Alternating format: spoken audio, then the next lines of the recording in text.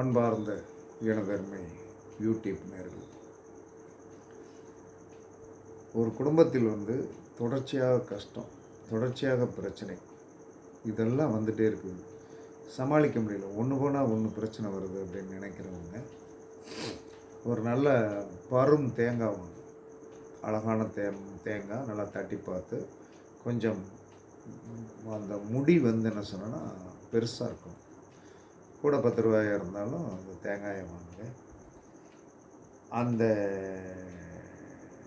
தேங்காயை என்ன சொன்னோன்னா வீட்டுக்கு கொண்டு என்ன கிழமை இந்த தேங்காய் வாங்கணும்னா வியாழக்கிழமை வாங்கிடணும்.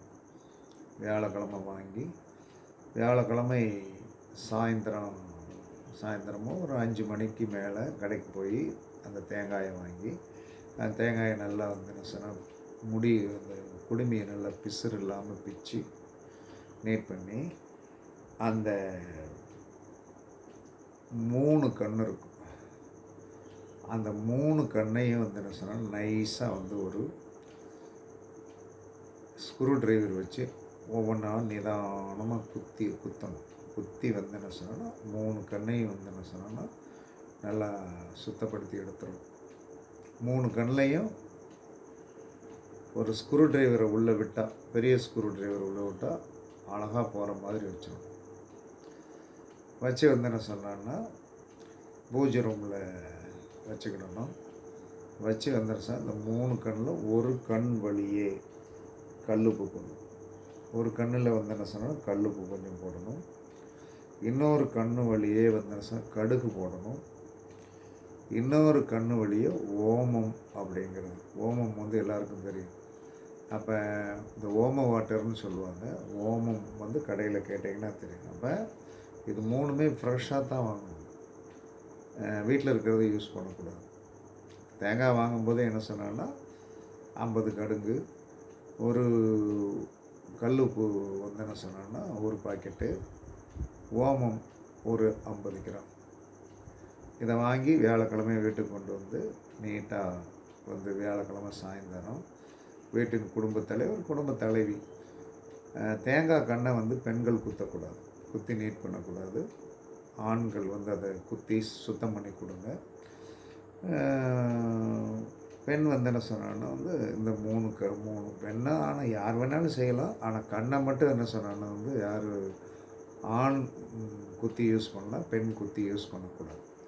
அப்போ இந்த 3 கண்ணையும் கிளியர் பண்ணி ஒரு ஸ்க்ரூ டிரைவர் போகிற மாதிரி உள்ளே வச்சு நீட்டாக முதல்ல உப்பு போடணும் கொஞ்சம், ஒரு கண் வலி. இன்னொரு கண் வலி என்ன சொன்னான்னா கடுகு போடணும். இன்னொரு கண் வலி என்ன சொன்னான்னா எது போடணும், ஓமத்தை போடணும். போட்டு ஃபுல் பண்ணிடணும். ஃபுல் பண்ணி என்ன சொன்னால் கண்ணை நல்லா இதற்குள்ளே மெழுகு வச்சு சொன்னால் 3 கண்ணையும் அடைச்சிடணும். அடைச்சிட்டு என்ன சொன்னான்னா வியாழக்கிழமை நைட்டு வச்சிடணும். வியாழக்கிழமை நைட்டு வச்சுட்டு இரவு ஃபுல்லாகவே இருக்கும். வெள்ளிக்கிழமை என்ன சொன்னான்னா நீட்டாக எல்லார் தலையும் கிழக்க பார்த்து நிற்க வச்சு தலைவி பெண் என்ன சொன்னான்னா வீட்டுக்காரர் தலையை வலம் 3 இடம் 3 சுற்று, பிள்ளைகள் தலையை வடம் 3 இடம் 3 சுற்றி, அப்புறம் வீட்டுக்காரர் கையில் கொடுத்து பெண்ணுடைய தலையை வலம் 3 இடம் 3 சுற்றி என்ன சொன்னான்னா உங்கள் இடத்துலேருந்து என்ன சொன்னால் ஒரு 1/2 கிலோமீட்டர் தள்ளி நல்ல முச்சந்தியில் போய் அந்த தேங்காயை செதற்காயாக அடித்து விட்டு விடுங்கள். இதை தொடர்ச்சியாக நீங்கள் என்ன சொன்னான்னா 8 வாரங்கள் செய்யணும். இதை தொடர்ச்சியாக ஒரு மனிதன் 8 வாரங்கள் செய்தான் என்று சொன்னான். அப்போ என்ன சொல்லணும், அவன் குடும்பத்தில் இருக்க கஷ்டம் போயிடும். அப்போ உப்பு, கடுகு, ஓமம் இதுக்கு என்ன சொன்னால் கண்ணீரை போக்கக்கூடிய சக்தி பயங்கரமாக உண்டு.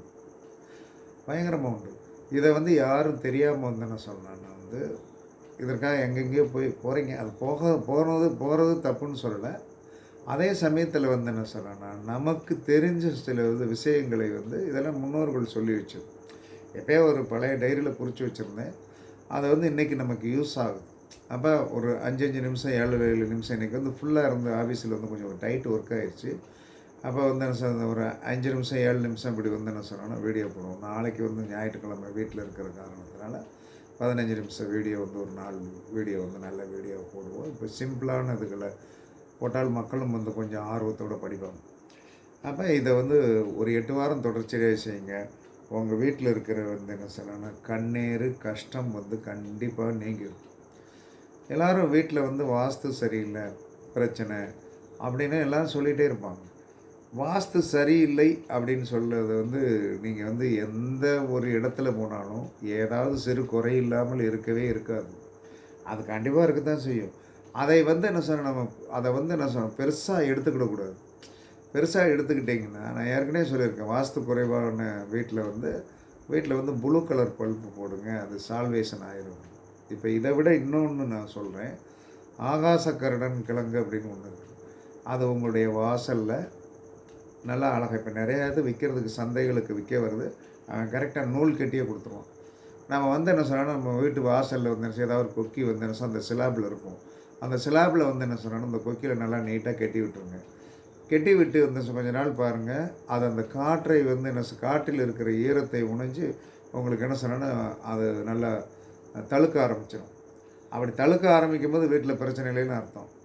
அப்படி தழுக்கலை அப்படின்னா அது காஞ்சி போச்சுன்னா பிரச்சனை இருக்குன்னு அர்த்தம். அப்படி காஞ்சி வச்சனாலும் வருத்தப்பட வேண்டியதில்லை. அதை அப்படியே கொண்டு கவுத்து தண்ணியில் போட்டுங்க. திரும்ப ஒன்று வாங்கிக்கிட்டுங்க. எவ்வளவு நாள் வந்து என்ன சொல்லலாம்னா நம்ம காய வாங்கி கட்டும்போது அந்த ரெஃப்ளெக்ஷன் அது வழி போயிடும். பிறகு தானாக அந்த ஆகாச கருடன் கிழங்கு நல்லா அந்த காற்றின் ஈரப்பதத்தை உறிஞ்சி வந்து வளர ஆரம்பிச்சிடும். அப்போ அது பாட்டுக்கு இருக்கட்டும். எப்படி வந்து என்ன சொன்னாங்கன்னா கண்ணேறு தோஷங்கள் இல்லாத வீடுகளே கிடையவே கிடையாது. நம்ம வந்து அதை பெருசாக எடுத்துக்கிடக்கூடாது.